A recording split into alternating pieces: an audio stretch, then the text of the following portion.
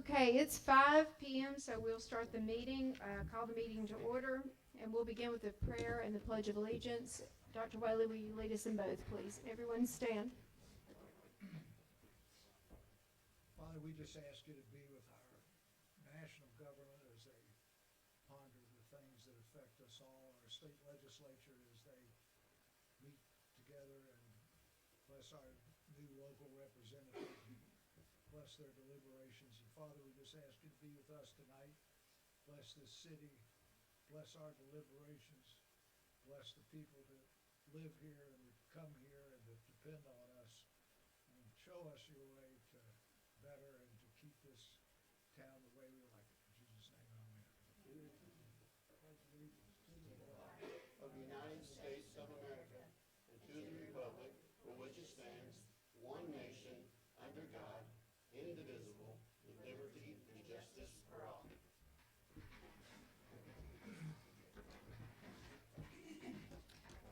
Okay, item number 3 on the agenda is approval of minutes from previous meetings. Hopefully you've all had a chance to review them.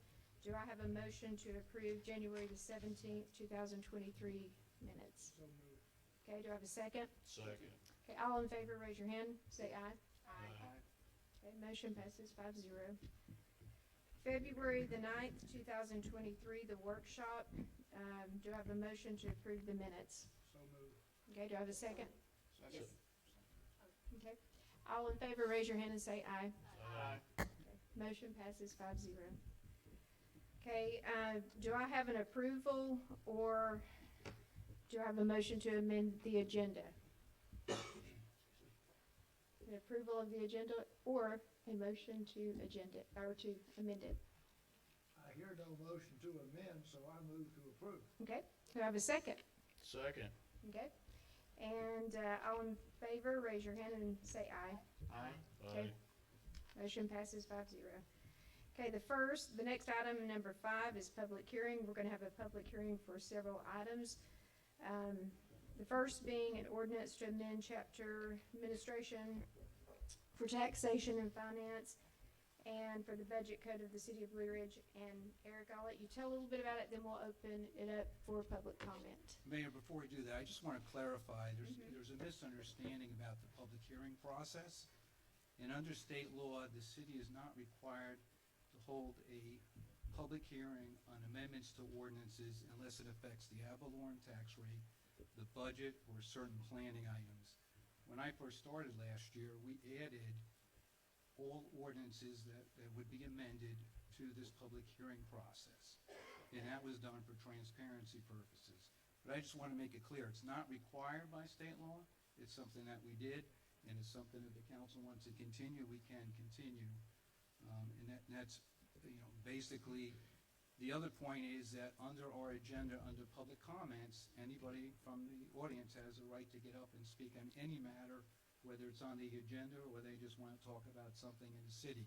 That's also on the agenda. So you have an opportunity to speak under public hearing and also under public comments. I just wanted to clarify that because I think there was some misunderstanding about what was required for a public hearing and what was not. And we still be allowed to, folks wanting to get on to speak for the public comments.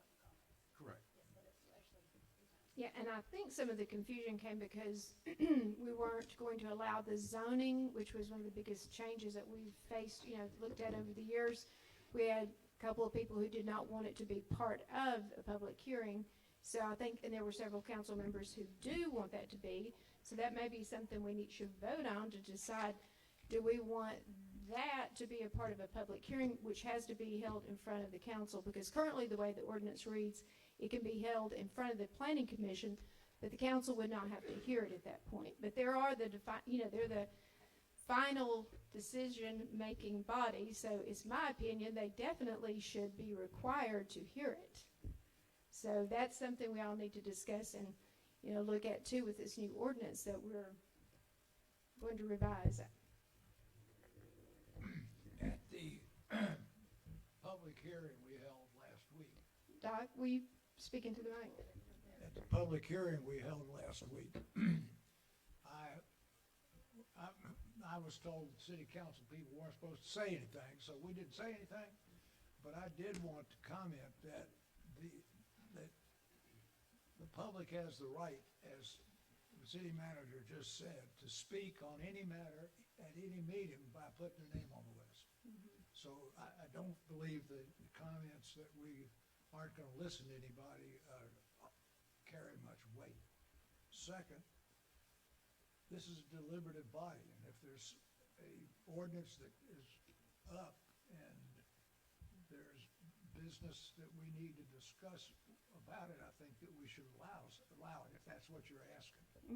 I think most of the time, there isn't. And if there's something that needs to be aired, then it's our duty to air it. Yeah, state law states one thing, but we can always go above what they do, which is more transparency.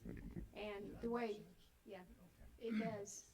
So that's my opinion on it, and I think we all need to probably come to a consensus of what we choose to hear with an ordinance. I mean, we're listening to several, we have 3 public hearings on right now, but probably one of the most important decisions that we're going to be voting on was purposefully omitted from public hearing.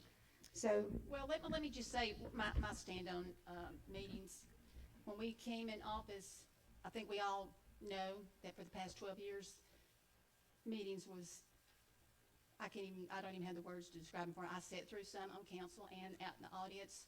It was my goal to get the meetings to where they'd be professional and they'd be for the purpose of conducting city business. We don't have to allow public comments, but we allow you to get on the agenda, speak about whatever you want to, and then we allow at the end of the meeting for you to speak about anything that we spoke about. As far as public hearings, we've gone way above what the law allows to have public comment or a public hearing for every ordinance that we amend or create on the first and second reading. That's really something that is most places do not do. Most cities don't do. So we have nothing to hide. Eric puts things on the website, every single thing we do. If anything was not transparent, really, and we might need to consider, is this consent agenda, because that's things that just get passed without any discussion, and I think I brought that up a few months ago. So we're being very transparent, but we have to have order, and we don't want orchestrated meetings like we've had for the past 12 years. So that's my opinion on it. Anybody else got any other opinion on it? I'm not gonna turn a meeting into politics or Right, something that's we're doing exactly on the right. agenda into And we've seen politics. that already. I'm so. not here to be a politician, I'm sorry. Right. I'm here to do what's best for the people, and we're gonna do that. I'm gonna do that, and I hope the rest of you guys follow along with what we're trying to do here.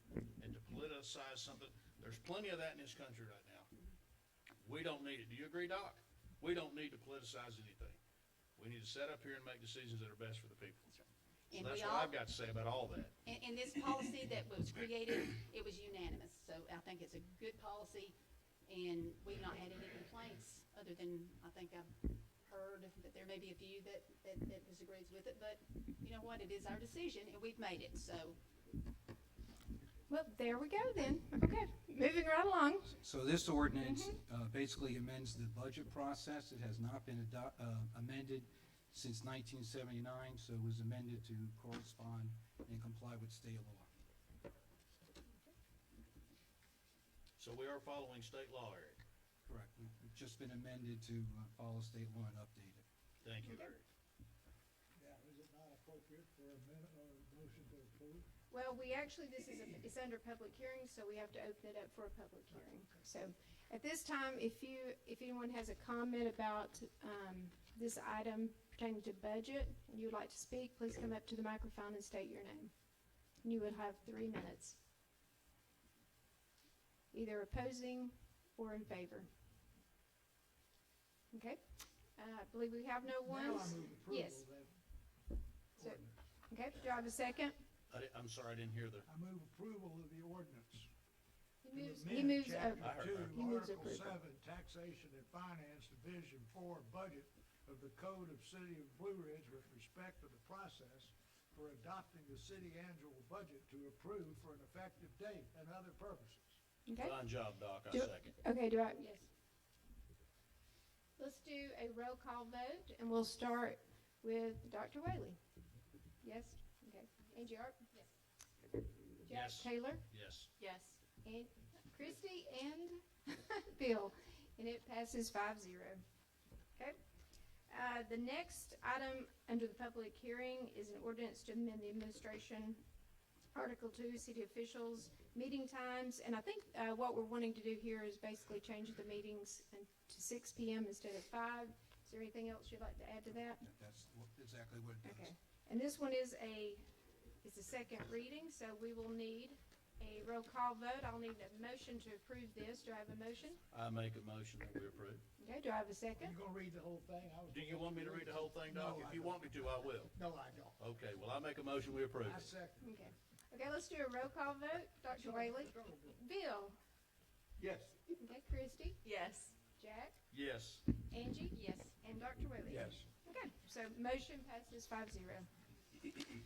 Okay, the next item is also up for a public hearing, and we didn't actually open that up for public hearing, did we? Did anyone have anything they wanted to say on that? Okay, sorry about that. You guys correct me when I do that again. Okay, we did mess up. Okay, so no one has anything they want to say about time. Okay. So the next item is also open for public hearing, and I think we have a couple of people who may want to speak on this. This is an ordinance pertaining to the business regulations pertaining to vacation rentals, short-term rentals. And Eric, I'm gonna let you go a little bit over this, and this one is a second reading. So this ordinance limits short-term rentals to the CBD district. However, it provides for some exemptions, and you've got that in your package tonight. And I'll read the language. Unless the property is zoned C1, which is limited commercial, or C2 general commercial, in which case the operation may continue even without a change in ownership of the property. So if there's existing properties that are in C1 and C2 that are doing short-term rentals, they can continue. Also, we've added if a building permit was applied for property located in those districts, C1 and C2, prior to January 1st, 2023, in which case the property can obtain a short-term rental permit and would be grandfathered in. So those are the additional language that we've added to clarify and grandfather some sections. May I ask a question? C1, how many short-term rentals do we have in C1, Eric, Let me get that one out. that are existing We've got- right now? We've got 5, How many do we have in C2, Eric? 9. And how many do we have in CBD right now? 27. Okay. Okay, I'm going to open this up for public comment. Is there anyone in the audience who would like to speak? So come up to the microphone and state your name. And you have 3 minutes. Thank you for the opportunity to address the council, the mayor. Can you Thank just state your name and Yeah, address, please? John Kiefer. I live at 397 Weaver Creek Road, Fannin County. However, I own 9 properties in the city limits. I've spoken to some of the council members, and thank you for the revisions to the short-term rental ordinance. My concern was not being allowed to continue in a C1 commercial district. Currently, the zoning amendments that you're considering that will be before you in the upcoming months in the new C1 district allows for bed and breakfasts in C1, but it didn't make sense that it did not allow the continuation of short-term rentals. And so I do appreciate the revisions that have been suggested. That was my biggest concern. I've got 3 properties that I spent a great deal of money on. Money I wouldn't have spent had I known they would not be allowed to be used for short-term rentals. Had the product been more aimed to a single-family residential, I probably wouldn't have built them there. Probably would have done something different. So the ability to be grandfathered in is a huge relief. It was going to cause a 20 or 30% reduction in value should you have proceeded with the ordinance as written. So I am grateful for your revision that allows C1 and C2 properties, or those that are already under construction, to be grandfathered in.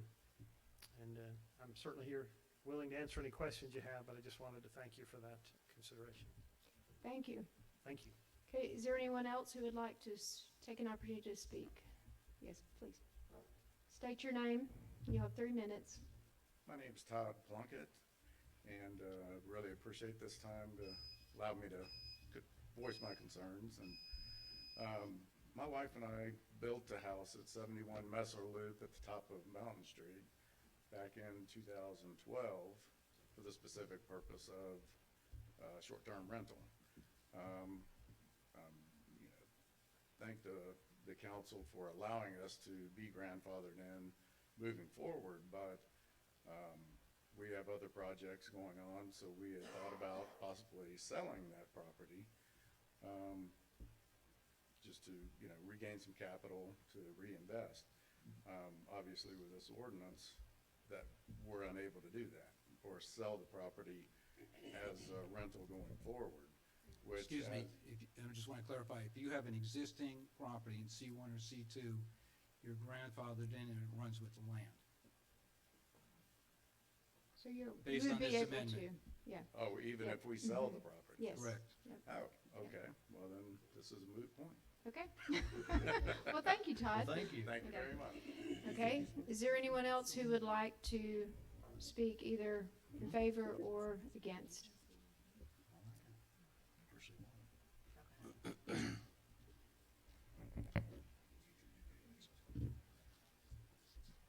I'm Sherry Soma from 142 College Street, and my concern is the rental property on College Street, the part that's on College Street, or is it Second? I'm sorry, it's Second, I think. Yeah. Is it gonna exit on Second? That's residential. Those are residential and they are not being grandfathered in. So he No. has 6 or 7 houses that he's building, I mean, they look Mhm. very nice. 5. So I believe 3 would be the Okay, ones that so are the on ones that- commercial. okay. Yes, yep, yep, yep. Okay.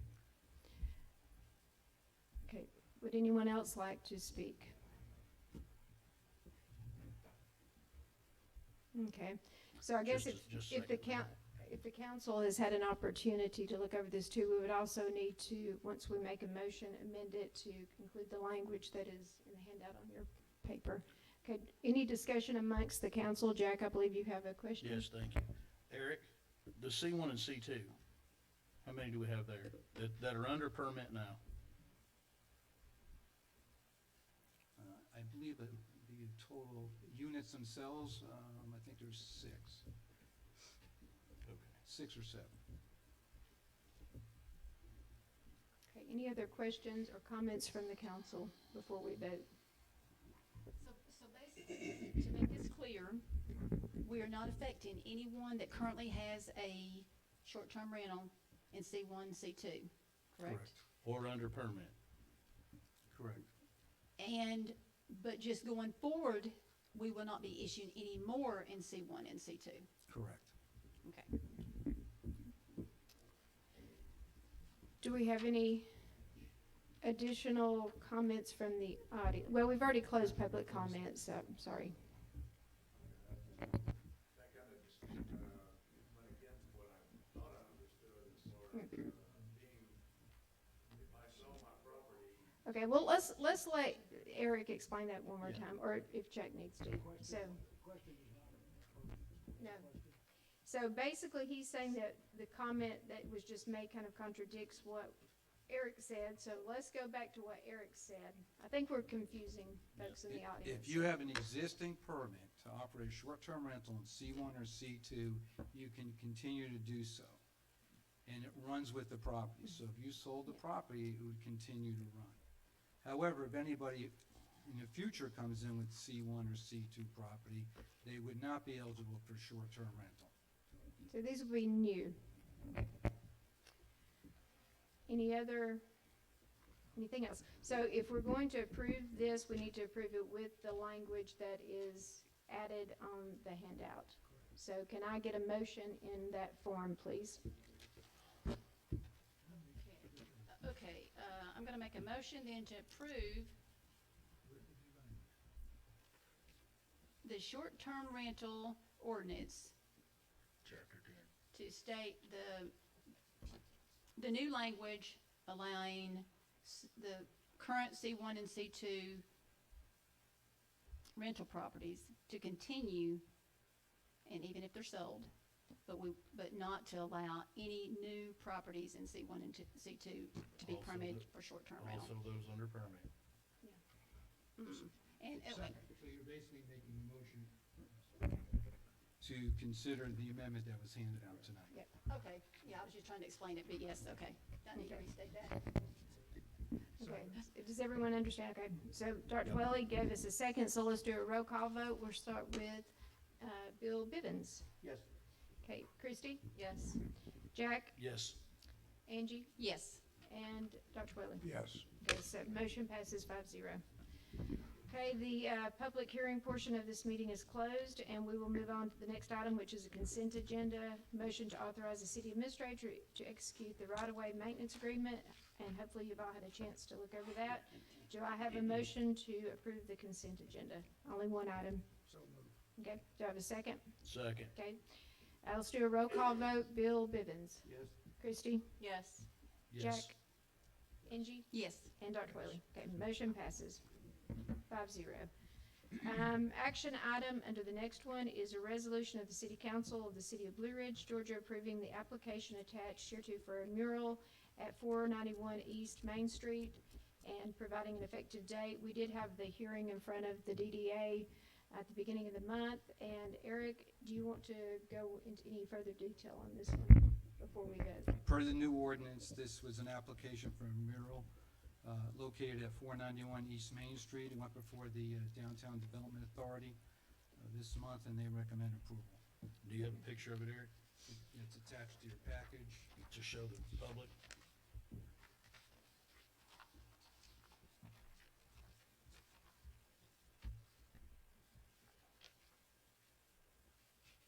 Everybody see it? I don't know if everybody saw it or not. Everybody see it that wanted to see it? Okay. So any questions from the council regarding the mural? I'd like to point out it's a world-famous artist, and it does not have any advertising on it. Yeah, it looks good. It really does. Yep. Yeah, I was at the DDA meeting and I think it's a good mural. Okay, so do I have a motion to approve this resolution? So moved. Okay, do I have a second? Second. And let's do a roll call vote. Bill? Yes. Chrissy? Yes. Jack? Yes. Angie? Yes. And Yes. Dr. Whaley? Okay. The next item is discussion agenda items, and this one is motion to extend the moratorium first adopted by the City Council by virtue of its approval of Resolution BR 2022-21, and then extended by the City Council by affirmative vote on September the 20th, that extended the moratorium by affirmative vote again on November the 15th. And this is until the effective date of the proposed zoning code amendments ordinance, with an additional exemption for application by government entities. Does anyone have any questions about this item, or Eric, would you like to discuss more? This motion extends the current moratorium that's in effect. We've also added language that provides an exemption for governmental entities, and the reason this was done for full transparency is the county is going through a rezoning with the library property from RA to C2, and if we did not extend them or provide this exemption for them, they would have to wait through the process with the zoning code amendments. So just basically with the planning commission tabling the item last week, this will extend the moratorium until the city council takes action on the zoning ordinance. Okay. which by the way, we are going, I think the planning commission will be having a special call meeting next Tuesday. So that maybe, hopefully we can get this underway, get everything going on that. Any questions on this moratorium by the council? Okay, do I have a motion to approve the extension I make a with the motion, we approve it. exceptions? Okay, I'll make a motion. okay, to do approve. I have a second? Second. Okay, let's do a roll call vote. Bill Bivens? Yes.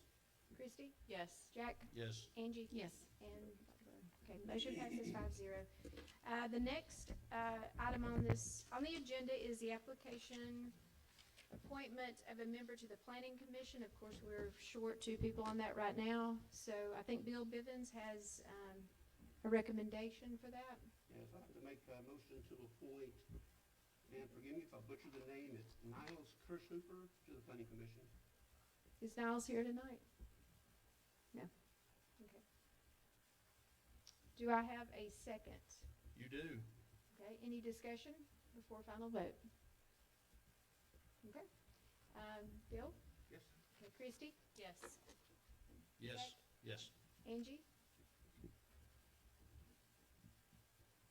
Do you have yes or no? Yes. Okay, Dr. Wiley? Yes. Okay, motion passes 5-0, and we still do have one vacant spot, so if you know of anyone who would be interested in serving on the planning commission, please let us know. They can fill out an application. Okay, we'll now go down to reports. I don't believe we have any, do we? Anybody? Public comments, let's start with the Downtown Development Authority, and I think, Caesar, are you doing both? Blue Ridge Business Association?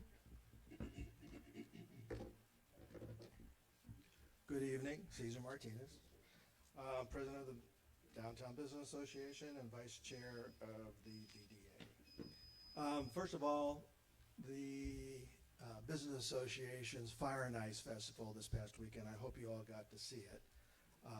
If not, you missed probably one of the best ones we've ever had. Huge crowds. I think every retailer I talked to on East Main Street said they had people walking through their stores constantly through the day. So it was excellent. I want to thank the mayor, Eric, Denny, and Tony for helping us, especially with the constant breaking of circuit breakers during the day. Something we need to talk about for coming, not just ours, but all the other ones that are coming up.